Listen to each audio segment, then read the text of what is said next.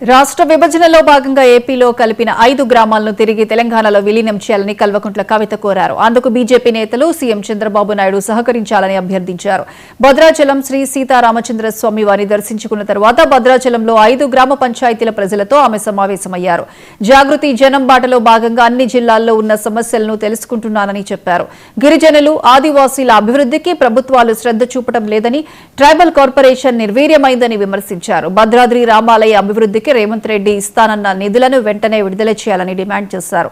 ఇచ్చిన హామీలు అమలు చేయకుండా రేవంత్ రెడ్డి ప్రజలను మోసం చేస్తారని కవిత ఆరోపించారు.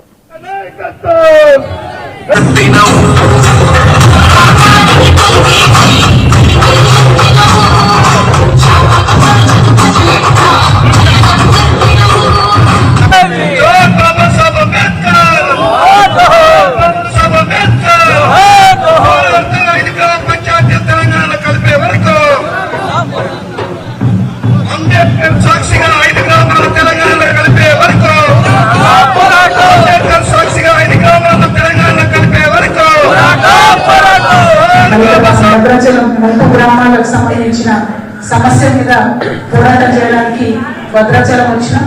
ఇందులో ప్రత్యేకించి మన కానాయిగూడెం, ఏటపాక, పిచ్చుకలపాడు, గూడెం, పురుషోత్తమపట్నం ఈ 5 గ్రామాల ప్రత్యేకత ఏంటి అని అంటే భద్రాచలం చుట్టుముట్టు ఉండేటటువంటి ఈ గ్రామాలు మరి భద్రాచలం టౌన్ మార్కెట్ సాధించాలన్నా, భద్రాచలం రాముల వారి ఆలయం భద్రంగా ఉండాలన్నా ఖచ్చితంగా ఈ 5 గ్రామాలు తెలంగాణలో ఉండాల్సిందే అని చెప్పి మేము డిమాండ్ చేస్తా ఉన్నాం. ఇంకొక మాట, ఈ 5 గ్రామాల్లో ఉండేటటువంటి ప్రజలు కానీ వాళ్ళ కనీస వసతి ఏదైనా హాస్పిటల్ పోవాలి, ఎక్కడికైనా పోవాలంటే వాళ్ళు భద్రాచలం రావాల్సిందే. కానీ ఇక్కడ భద్రాచలంలో కూడా కనీసం వాళ్ళకి ఆరోగ్యశ్రీ వర్తిస్తుంది. దాన్ని భద్రాచలాన్ని కాపాడాల్సింది. నేను బీజేపీ నాయకులు కోరుతా ఉన్నాను, పెద్ద పెద్ద నాయకులు, మోడీ గారిని, అమిత్ షా గారిని, ప్రతి ఒక్క నాయకుడిని నేను కోరుతా ఉన్నాను.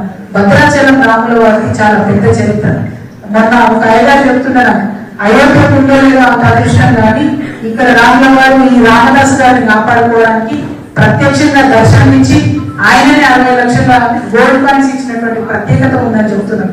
అంత గొప్ప భక్తుడు రామదాస్, అంత గొప్ప టెంపుల్ మన భద్రాచలం టెంపుల్. మరి అటువంటి భద్రాచలం టెంపుల్ ని కాపాడడానికి బీజేపీ వాళ్ళకైతే మనసు ఒప్పుకోలేదు.